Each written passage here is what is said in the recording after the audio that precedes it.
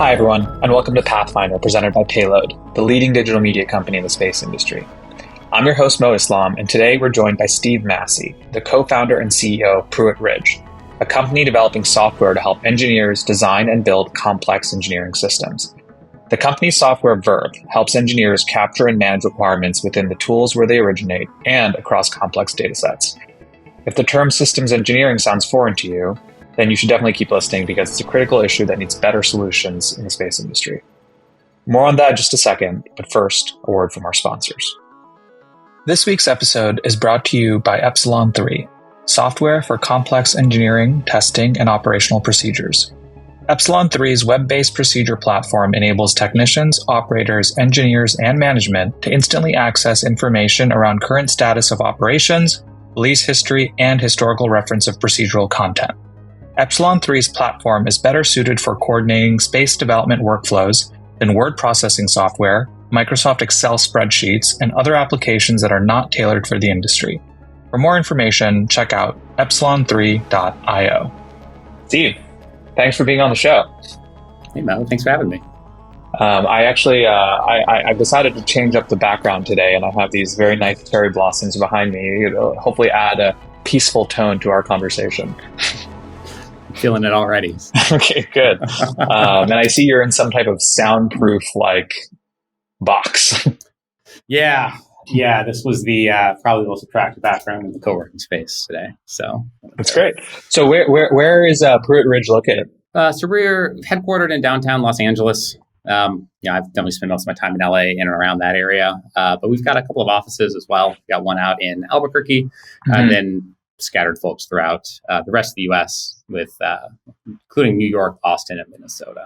Got it. Oh, New York. I don't hear that very often. In fact, because I live in New York, and it's very frustrating because anytime I try to get together with space people, I realize there are none. Oh, if you throw a party, you'll make sure a few of our guys show up. So yeah, we've thought about the industry happy hours, which work very well in Los Angeles, but they don't work very well in New York. But maybe one day in the future, I can only hope. It's funny when so a friend of mine, Max, who you might know, when he started Launcher, I remember it was a New York-based launch company, and I was like, I don't know how that works, but that's awesome, and I'm very happy to see a space company doing its thing in New York City. But he ended up realizing that New York is not where you build a space company and moved to LA. Yeah, that's definitely not enough space there for that. No, not enough space. I barely have any space to live. So there you go. Anyway, tell us a little bit about Prewitt Ridge. What are you guys building, and how does it all work? Yeah, so we started Prewitt Ridge about 3.5 years ago. At this point, kind of just saw an interesting problem that I like to describe as how do you get the software on the chip, on the board, in the box, on the rocket? Mm-hmm. And how do you do that the most effective way possible? And born out of some experiences of being in mission management at SpaceX early on, where we really had to manage this workflow of a successful space launch, successful space mission. And it all came from the top level of writing down, what do you care about? Why do you care about this? Effectively, requirements management, and then making sure those top level concepts get appropriately handed off and shared with the rest of the team. Historically, it's a pretty manual process. You got a couple of different platforms in play to do that. A lot of different, very boutique and niche pieces of software that don't necessarily always talk to each other, and a lot of very manual interaction with folks. So we build a requirements management platform for deep tech startups, broadly space, aerospace, but also applicable to medical devices, automotive, nuclear, and so on. That under the hood is this very robust graph database with an event-driven execution pipeline to help share and disseminate information as those top-level requirements and even the more software asks involved in the product design. We can propagate those to the rest of the system. So in short, we sell a requirements management platform, but it's so much more spreading into this digital thread ecosystem and beyond. Got it. Okay. So for the non-systems engineer like myself, if I'm thinking about this correctly, and please, I'm going to just give it a shot, and you tell me how many times I've got how wrong I am. So you have to build let's just say a satellite bus. right? To keep it easy.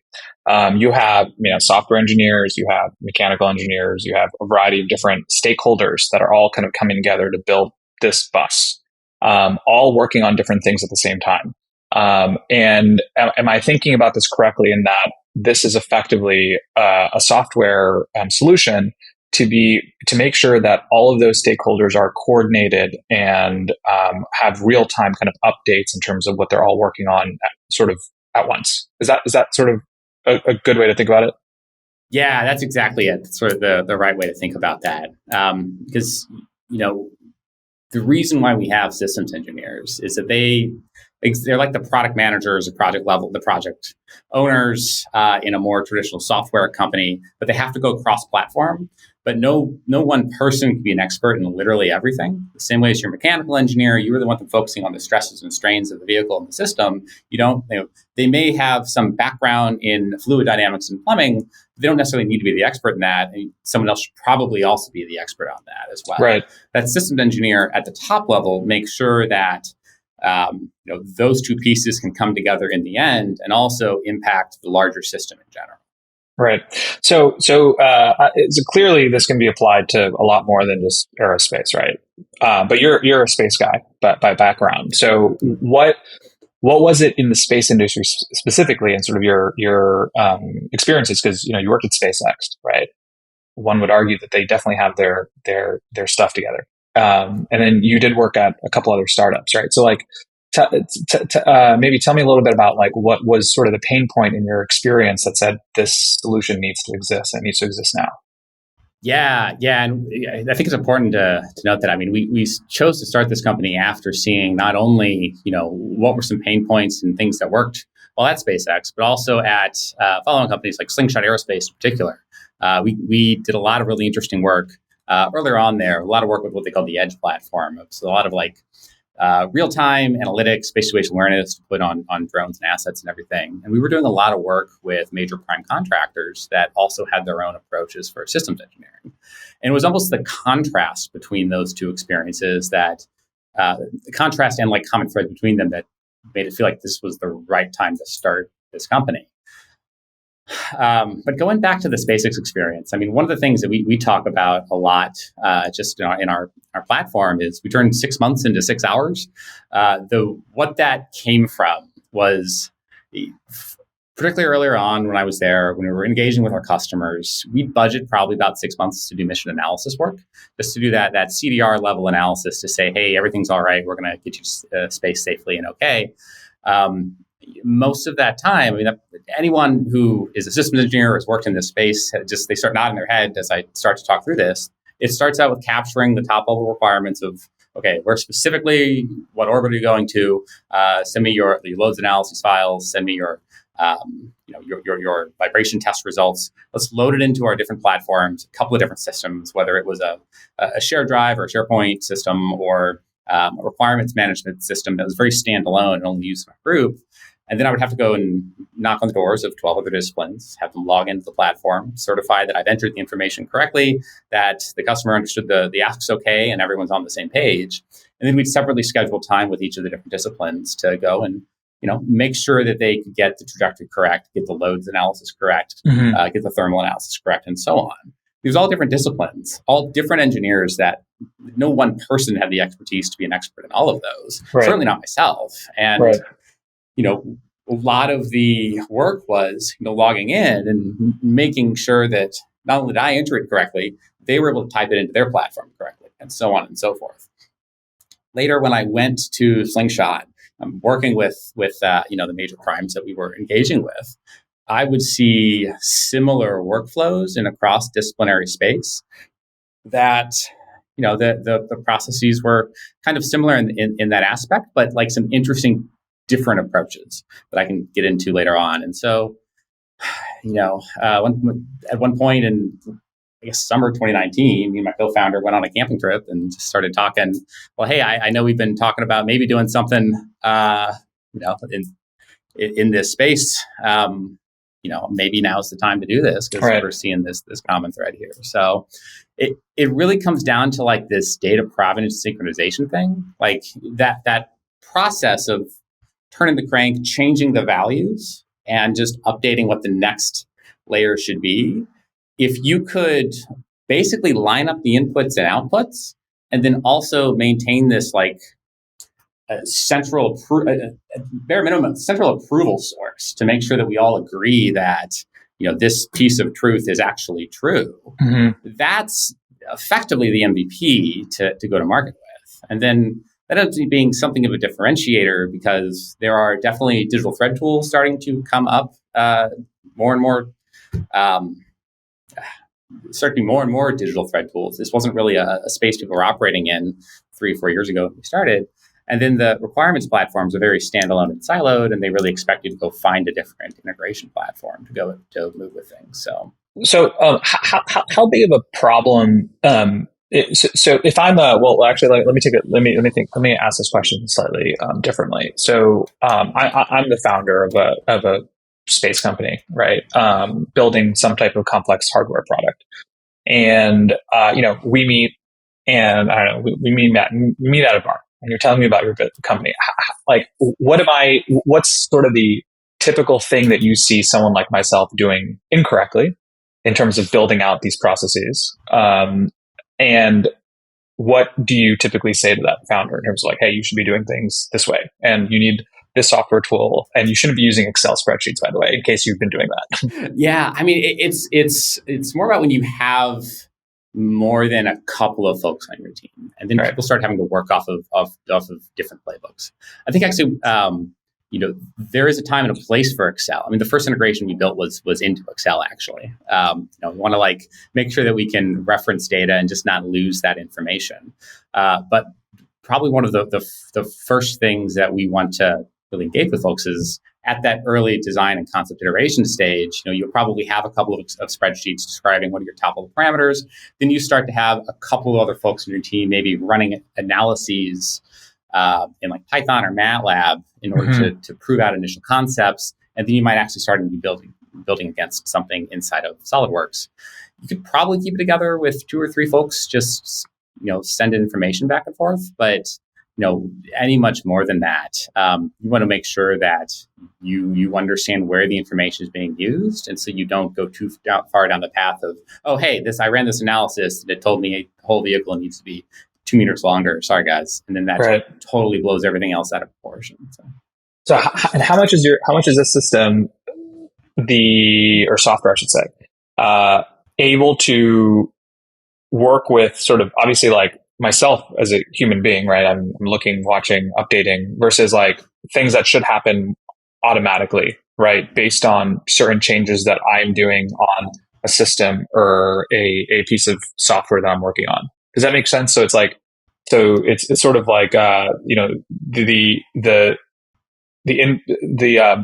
everything's sort of updating dynamically based on whatever kind of machinery that I'm using, for lack of a better word. You can tell very easily that I'm not an engineer, by the way. Just by the way, I'm trying to ask this question. No. It's good. I understand what you're saying. I think part of that is that you are kind of correct in the sense you don't always want to automatically update things without that individual contributor, the engineering owner's consent. Oftentimes, you just want to flag that their source information is out of date because they're working in these CAD files, they're working in these Excel files. And you want to know that, if you have your, one of the demos we run through is, we have a spreadsheet that I built from space mission analysis design, it's home and transfer. You want to know that your target orbit that you're transferring to is out of date because someone else in your platform did it a different parameter. So what we initially do is we just, at the very least, maintain an understanding that this file somewhere in your enterprise is consuming the information, which already is incredibly helpful. Like just being able to log into the platform and I can see, where are these requirements being used and like dig deep into who last updated that file and is referencing that. So it ends up being a curation process just by virtue of using the platform. Mm-hmm. But then the users inside of those files can be informed that, hey, this is out of date and I should probably click rerun and then approve that the output is correct. And before I push it back up. And that's broadly where most of the integrations are right now, where most of the workflows are. We do have a few specific workflows that if you have an analysis, you're happy with it, and you've written it, in your Jupyter notebook or in Python, MATLAB, we can pull that in, and as long as you formatted it correctly in Python, which is not that hard, it's just adding another wrapper around it, we can then load it into the platform so that users who consume information both upstream and downstream of that, they'll be informed that if they update this value, it'll actually automatically rerun. So we have a couple of customers who use that to, do those automated checks as they go, as they start to evolve through their system. So I saw a very interesting, fun question that you pose on your website and on your blogs that I'm going to ask right now, because I think I think it serves for good discussion. So and I think it gets to the heart of like another question I'll ask very, very quickly after it. But is systems engineering, quote, just an exercise in paperwork, right? So you have this fun question, and I'm curious, like, because you said earlier, like you discussed a change in magnitude or magnitude of change in time. You said 6 months versus I think 6 days is what you said, right? In terms of like, so actually just taking a step back, system engineering, is it just an exercise in paperwork? Why don't we start there? No. I think some organizations, it may end up, there might be a paperwork burden involved. So one of the things we want to get to is take all of these systems engineers who, often have the most amount of insight and changes, how a change might ripple through an entire system, and just empower them to actually make good choices. So they're not spending all their time on paperwork. Or you can have an engineer who is, they may be an expert in one piece of the system. They can then support that role as a system engineer in general. So as far as like an exercise in paperwork, I mean, if we're building these vehicles, these systems that have to live in these highly regulated environments, right? You think of a launch vehicle, you need the FAA, you need range safety, you need so many people involved to certify that you're going to build the actually correct thing and understand its failure modes to some degree. Same thing with an aircraft, same thing with like a pacemaker or any other medical device. I mean, these things are super impactful that, rightfully so, often have regulations that were literally written in blood. So you need to actually generate this information so you can prove to your wider team and even society at large that you have built the correct thing and you've built the thing that you have made. That said, there's an upper limit to how much paperwork can an individual produce to do a lot of this effort. And that ends up becoming a cost center for a company. And you end up spending a ton of time generating a lot of things more on the compliance side, right, as opposed to thinking about how can I make this platform better, how can I make this product better, how can I make this drone fly faster, how can I make this airplane better, and so on. So as far as a exercise in paperwork, I mean, there's this classical approach of this waterfall development cycle where you start at the top, say what you're going to build, step to the next thing, and then, okay, well, we've locked all we've locked all of the hardware design, we've locked all the analysis, the next thing. And you do so much work before actually bending metal or getting to the pad, right, that you end up spending way more money building that system.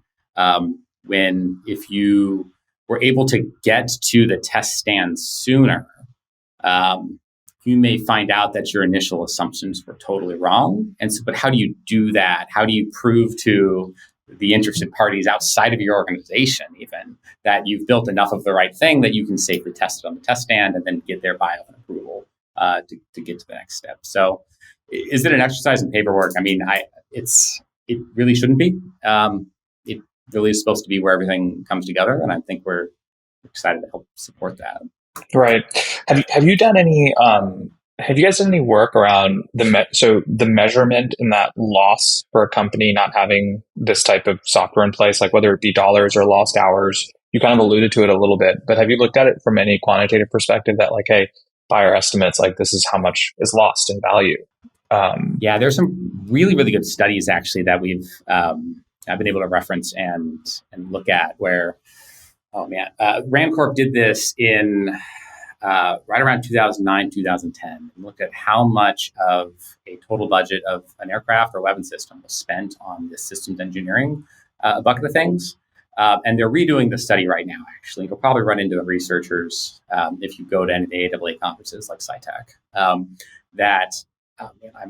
blanking on the statistic. I want to say that it's anywhere from 20 to 30% of the total budget is spent on that. So if you apply that to the cost of the F-35, you apply that to just generically hypersonics R&D, you're up to super, super large figures that you could have used for sustainment of the vehicle, better research and development, or just building a strong system. So, but that's not to say that you shouldn't have systems engineering. That's to say that this is a point to like make that entire area way more efficient, right? Getting people to try things faster and move faster. And I bring up the DoD example in particular because this has become a focus area almost independently in the various services over the last couple of years in terms of digital transformation and digital engineering. The Air Force is sort of their own arm for this. The Army has as well, the Navy has as well, and they're all super interested in how can we build this like digital first enterprise and being able to actually support, showing the end result before it's actually physically made to the end stakeholders, whether it's a general who's ordered a new system or a contracting officer to make sure that the company's building the correct thing. Right. So this kind of gets me to thinking about NASA, right? So how does NASA think about systems engineering in general? Like, if we go back to the Apollo program, was it 1 million plus people worked on that program? And I think they went from clean sheet to like launch in like 6 years, I want to say, something like that. So like, have you or are you familiar with how NASA thinks about this across all their different subdivisions and engineering teams and just the broader organization? Yeah, I think it depends on the NASA organization. I think there's some really exciting, very tightly scoped approaches out of JPL in particular that have been pretty exciting to see. They have a number of efforts out there, including OpenMBE and OpenCaesar. But NASA has been almost a pioneer in this world of model-based systems engineering. And this is a fun one to talk about because it is an approach to engineering that is, I think I don't want to say wildly deviates, but it's pretty significantly different than what we'll commonly see in a lot of the West Coast aerospace startup world, where you want to get to bending metal as soon as possible and having this super tight cycle of like, okay, build something, fail fast, build something, fail fast. And there's an argument that we make that the last 20 years, the first 20 years of model-based systems engineering has been, I feel like it's made some organizations a little gun shy to like actually go out and try something and build something. You end up effectively over modeling before you get to the point of actually developing something. That's not to say that there isn't a place for model-based systems engineering, but it ends up, the model ends up being the product itself as opposed to the actual completion of the hardware. And this is something that even like the government acknowledges. This is the people that run organizations will acknowledge that like, well, we got this far in the testing, we built the new aircraft wing, and then we built the model because the contract asked for it. And that's not the point of the modeling system. That's just a fluke of the regulatory environment you're in. And that goes back to that paperwork exercise where we've shifted the paperwork from being actual forms you fill out to being digital models that you might make at PDR after you've done a significant work campaign. And then you go do a bunch of work, and then you have to go and update the model. And you need a person to go and update the model. And that's not really like the way that's supposed to be. And so this goes back to where we're thinking about our system is that how can you take all this information, right? I mean, like we're taking the top level requirements input in the human layer of like, why do I care about this airplane? We're mapping engineering values that either the user has input or we've helped them extract from that and mapping it into the actual engineering tools that are doing the work, how can we perform a transform with that knowledge into that model so that you don't necessarily have to spend so much time maintaining that model? I think that's where we're looking at we're going over the next couple of quarters. And so going back to your earlier question of how does NASA approach this, I think they do a really good job building things under some very difficult constraints in an environment where they are not allowed to fail. And, they end up preventing that failure by investing significantly on the modeling side. So I'd love to be in a state where we can get them the benefit of failing much faster. Then I'd also like to get the companies on our platform that are having those rapid iteration cycles that are more in that private sector, the benefit of the insight the modeling provides. So how do you pull the best from both of those? Yeah. Yeah, no, I think that's interesting. And you said something kind of profound that I've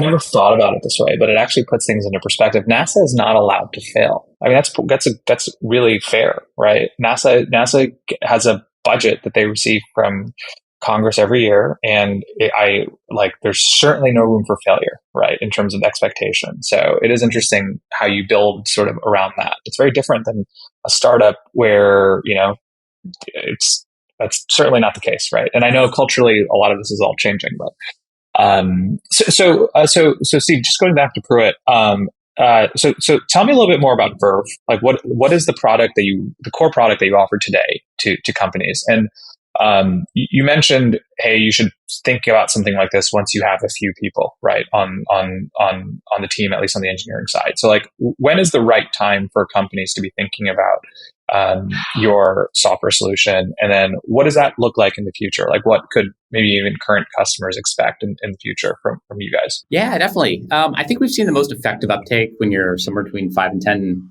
users just at the early stage. I think earlier than that, I mean, we'd love to engage with you and work with you as well, just to make good choices early on. But I think that's probably where you see the benefit from a lot of the collaboration.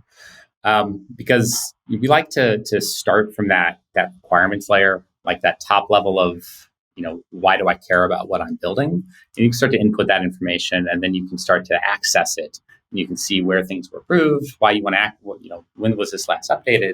And so that you can continue to, do those early iteration on the spreadsheets, on those Python scripts, or going into SolidWorks. And then you can also see when things are, when things change and evolve.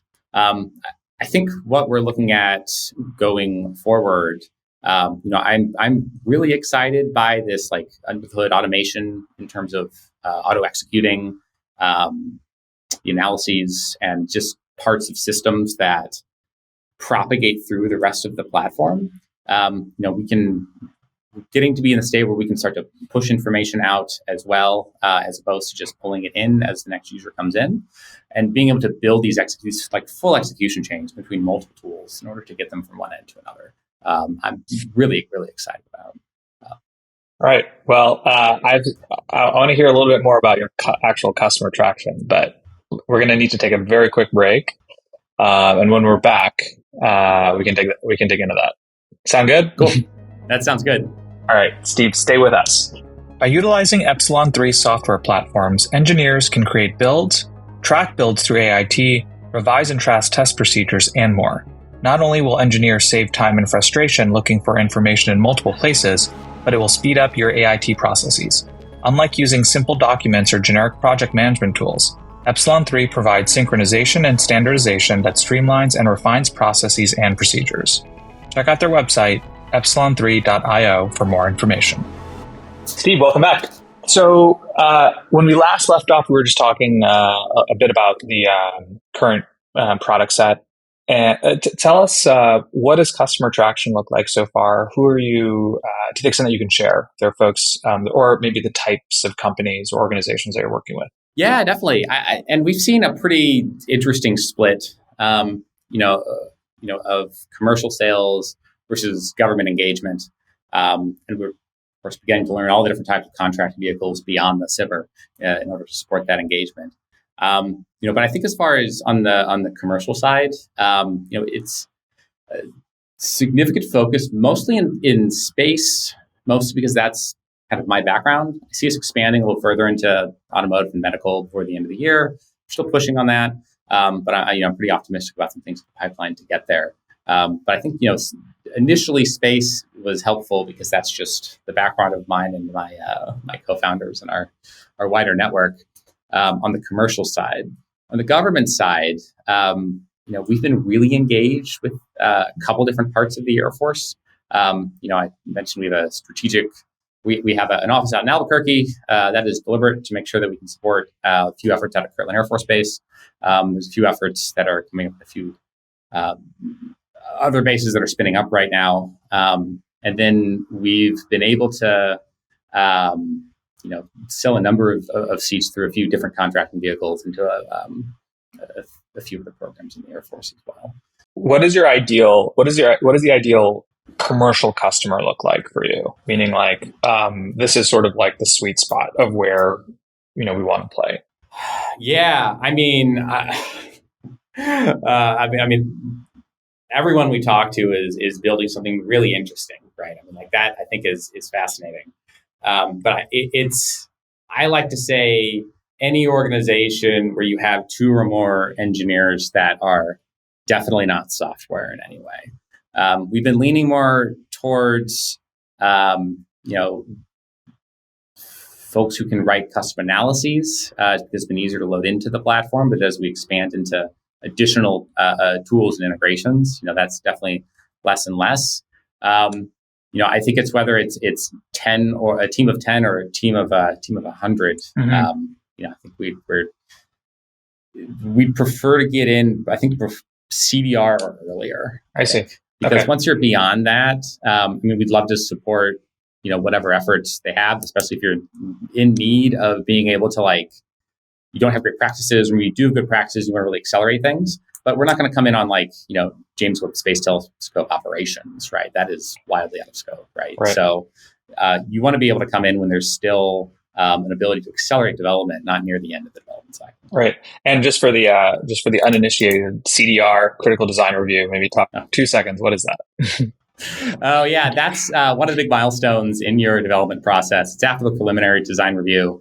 PDR is a rough cut of everyone coming together saying, yeah, I'm pretty sure this will work. I'm 80% there. CDR, you really want to have all of your ducks in a row, whether you're mechanical, electrical, software, right. So that you can go and actually make the big investment into the next level of engineering. Right, exactly.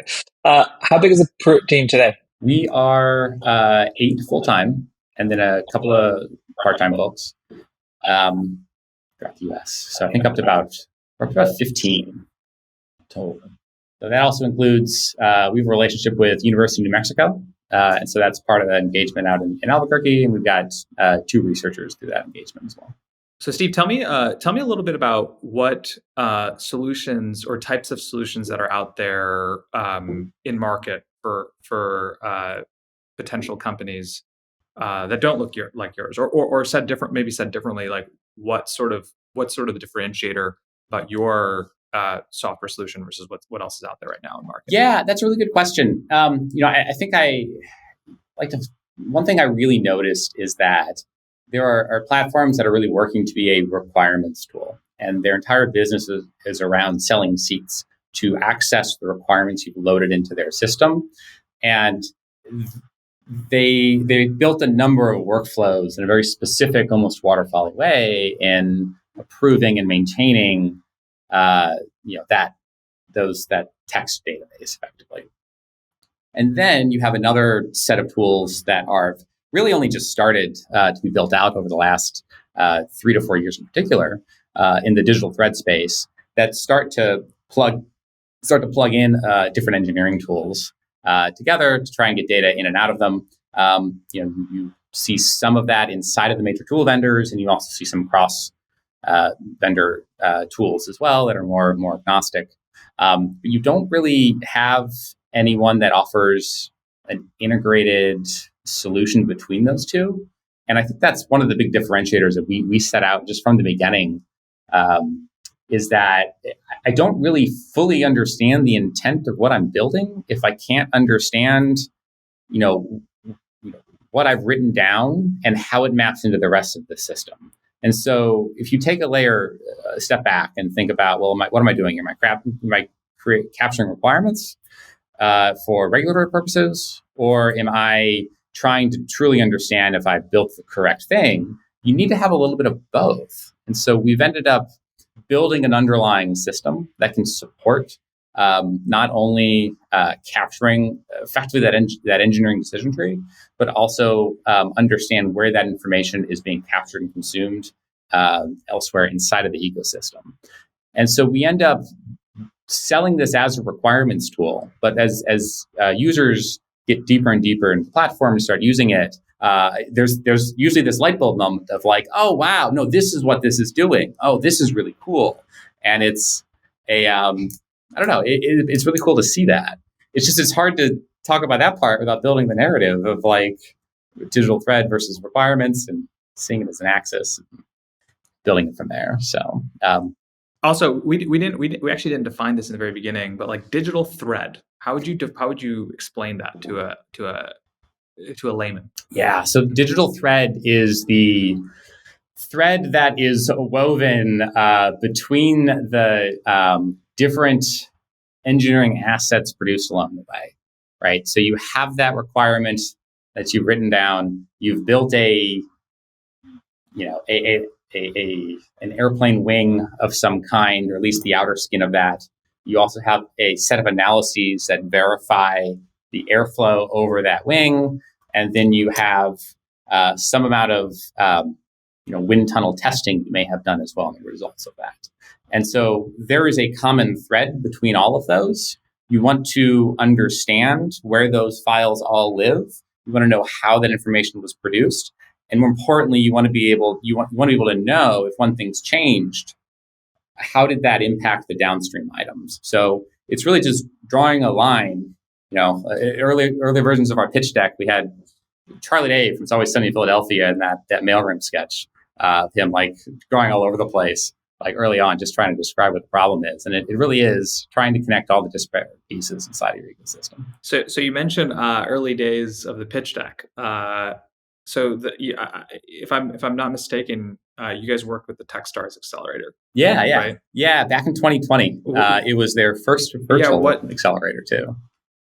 It was their first, sorry, what was it? It was, so we did Techstars Space. I don't think it was their first virtual one program-wide. I think there was like a Techstars Anywhere. But typically, it was always in person before that. So it was their first virtual, okay, well, two questions then. One, how did you guys decide on Techstars? And then two, what was it like to go through the accelerator or an accelerator program virtually? Yeah, well, it was virtual because of COVID, which was widely regarded as a bad time. But I think we made they did a really good job of leveraging what they could from that, in the sense that we saw probably a greater engagement from the wider mentor community because people would just call in, right? You weren't necessarily as constrained. It was more normal to be remote in a way that just prior to March 2020 was very strange, right? And I think it's, so it probably was able to bring in, and you'll have to ask Matt about this in particular. I don't want to say anything bad about the previous ones. I came out as Slingshot Aerospace, which went through Techstars LA in I think 2017, and they had a great time. It was great engaging with folks. But yeah, I don't know. It was interesting. We definitely tried a bunch of different ways to replicate the in-person experience, and then also tried to leverage the opportunity to bring as many different people as possible. I forgot the first question you asked me. I asked why Techstars specifically. Oh yeah, I liked the small class size. I think that really appealed. I think that they were very focused as well because it was the Techstars Space Accelerator in 2020.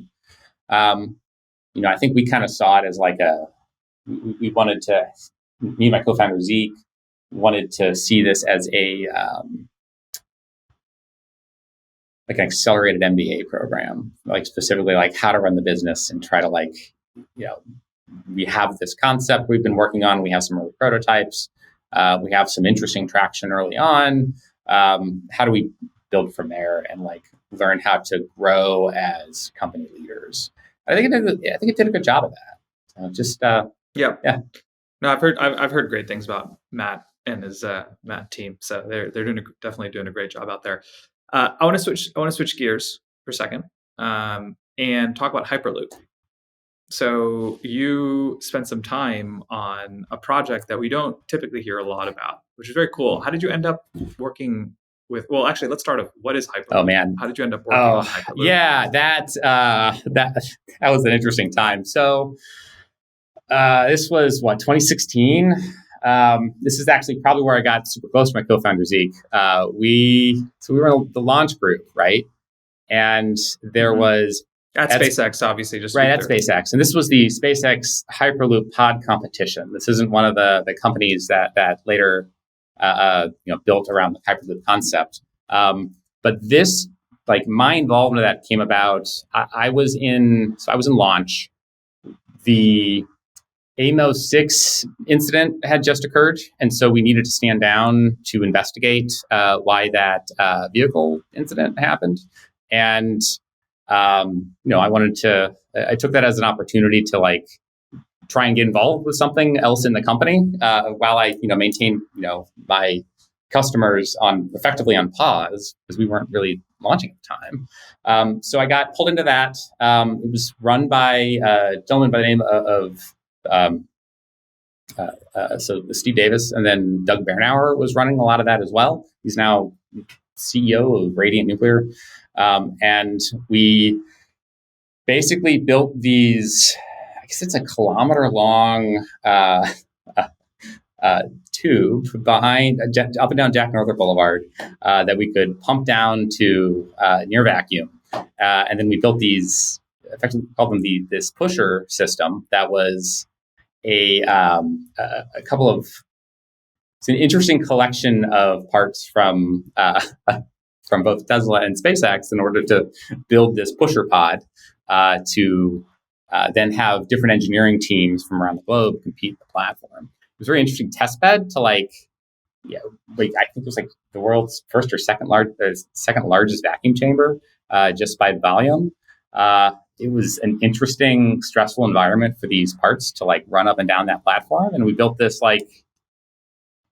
this electric sled that had to run in a vacuum under a very tight time frame. I think it was really interesting seeing the engineering practices on that as well, because it was, we had a pretty large amount of resources to, comparatively so, to run with that. And it was a very agile and much more agile and dynamic, pretty tighter feedback loop of the engineering design process than we would have with a customer spacecraft and a launch vehicle that has flight heritage. So complete other end of the pendulum there. So, I think having those two experiences balanced in my head, both of being able to needing to execute on something with this incredible amount of access to resources to build this really eccentric vehicle versus the very formal approach that you needed to take for the rest of the industry. Which is what was the goal of that project? Oh man, I mean, so it eventually grew into the Boring Company, and the thesis was you could accelerate transportation. You could get higher performing trains if you were to remove all of the oxygen from the track it's running on. So that's an interesting thesis. I think what the Boring Company has converged on is, focusing on the tunneling aspect of that, and then working with communities to roll out their Loop product on the other end of that. But I think that the Hyperloop project itself was, it was an interesting thought exercise in how can you improve upon effectively electric rail. I don't know. I think about this a lot. I in my I think in my free time, I do a lot of work advocating in the community for more micromobility, bike lanes, and so on. And I think about public transit infrastructure, and how can you improve mobility in a city like Los Angeles, right? And Hyperloop is interesting because it's taking some aspects that definitely do work as part of like a rail system, right? I mean, there's a passenger, there's a convergence on the number of passengers you can have on a rail system that like individual cars cannot meet in any way. And then they just send them, they can make them go as fast as possible. So. No, it's interesting. I've met a lot of space sectors. I haven't met anyone who worked on the beginnings of the early days of like Hyperloop related work. I think it's super interesting. So I have another question, which I think you're probably one of the few people that I think could have a pretty good definitive answer on this point. So I want to talk about automation in the aerospace industry, and I want to talk about it a bit in the context of artificial intelligence. I was looking at a chart earlier today, which really stuck out to me, which was it was venture capital deal volume within generative AI over the last like 3-4 years, and it was quarterly numbers, and basically you see a very flat chart for a while. Basically, every quarterly deal volume was under, call it 500 million on average, and then you get to Q1 2023. And you go from what looks like on average about $500 million a quarter in deal volume to $12 billion. So like kind of like what the crypto, what crypto looked like and crypto VC dollars looked like in 2020 and 2020. I'm certainly not drawing any conclusions based on that analogy. But what I am kind of curious is like where I don't hear a lot about how AI is impacting the industry. I actually don't hear a lot about it in the space industry, and maybe I'm in the wrong circles or whatever it may be. But I don't hear about folks talking about that nearly as much or the impact of it. Yet, you look at these numbers and you're seeing crazy amounts of dollars going into these types of startups. We don't need to talk about AI specifically. I just bring it up more as just like a framing mechanism. But really, I'm actually more interested in automation. Like, you sit in a unique ecosystem where your company works on a variety of different businesses, on a variety of different engineering problems. And where do you see, and when you're building, I actually like to tell people all the time that like AI, when you're building things with hands, right, and you're using tools to like weld and screw and effectively like build machinery, right, or build parts, whatever it may be. That's something that AI won't be able to automate, not anytime soon, at least, right?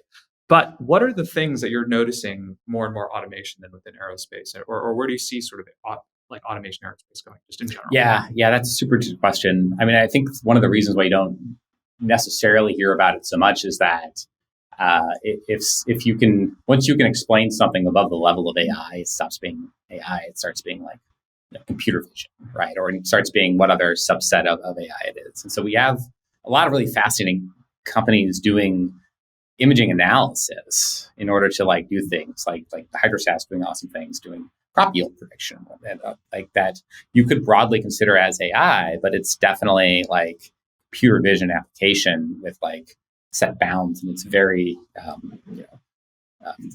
very intelligent how they're going about that. But as far as like the generative space, I mean, I think what you're getting at is when can I go into the Tony Stark's basement, wave my hands around, and talk to an assistant to kind of make my next Iron Man suit? And I think, I mean, I'd love to get there. I think that there are some steps we have to take to get there first, though. I think one of the things you've seen deal flow go up with AI recently is just the impressiveness and accessibility of these large language models, starting with ChatGPT. But like under the hood, I mean, DaVinci which is the model that OpenAI released, had already been on the platform for months at that point. It's just when they released it in a way that you can converse with it and ask it, hey, can you make me a cocktail, and have it give out a comedically wrong answer, but then eventually get to the right answer over time, over the following 6 months to a year. I think it got a lot of people really excited about the potential of that. But as far as in the aerospace industry, I mean, it's harder because the consequences of being wrong are so much greater, right? And so you almost need, you should be having AI elements, right? I mean, a lot of people use this company called Topology that does generative design for 3D modeling, and it finds the ideal load paths to build out the right system, like mechanically. So that should be in a part of your workflow, but until you can get to like something that's super deterministic, it should be considered a part of your more squishy human level of the workflow, right? I mean, you have a human that has written an analysis, right? That human needs to assess the data that comes out of that analysis. I think you'll start to see those quote unquote AI components coming in as like basically black boxes in some of those elements as well. So I think it's an interesting problem, right? Like it's like even like circuit design, right? I mean, like ever since I was an undergrad getting an electrical engineering degree, there was like the auto router in building your printed circuit board, and it never worked correctly. It just kind of guessed it, like put this resistor here, this chip here, and draw a bunch of lines. And it was always like, in 2010, it was terrible. Like I think nowadays it's getting a little better, but I don't know. I think you'll see AI, you'll see automation, but it's going to bubble up through all the different things. I don't think you'll necessarily see a top level, I can generate you a rocket company, because the total set of software tools needed to do that is hundreds of millions of dollars. So. Well, I have a funny story for you.